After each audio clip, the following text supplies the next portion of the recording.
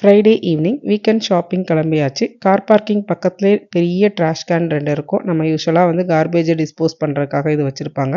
இன்றைக்கி அந்த இடத்து பக்கத்துலேயே நிறைய ஐட்டம், வீட்டில் யூஸ் பண்ண ஐட்டம் இதெல்லாமேவும் sofa, fridge, washing machine, dish washer, டேபிள்னு நிறைய ஐட்டம் டிஸ்போஸ் பண்ணியிருந்தாங்க. வீடு காலி பண்ணி போகிறவங்க வந்து அவங்களுக்கு தேவையில்லாத பொருட்களை வந்து இந்த மாதிரி வச்சுட்டு போயிடுவாங்க. தேவைப்படுறவங்க எடுத்துக்கிடுவாங்க. பொருள் நல்லா இருந்ததுன்னா ஃபேஸ்புக் மார்க்கெட் பிளேஸில் இல்லை சேரிட்டி சென்டரில் அவங்கவுங்களுக்கு தேவைப்படுற இடத்துல கொடுத்து அவங்க வந்து பண்ணிவிடுவாங்க.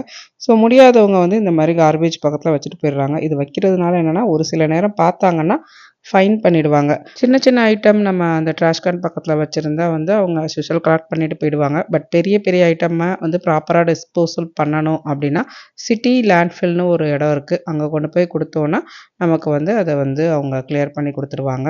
மெட்டல் மாதிரியான ஐட்டம்லாம் மெட்டல் ரீசைக்ளிங் சென்டரில் கொடுத்தோன்னா அவங்க டிஸ்போஸ் பண்ணிடுவாங்க. பட் இதுக்கு வந்து சார்ஜஸ் வந்து நம்ம கிட்ட இருந்தால் வாங்குவாங்க.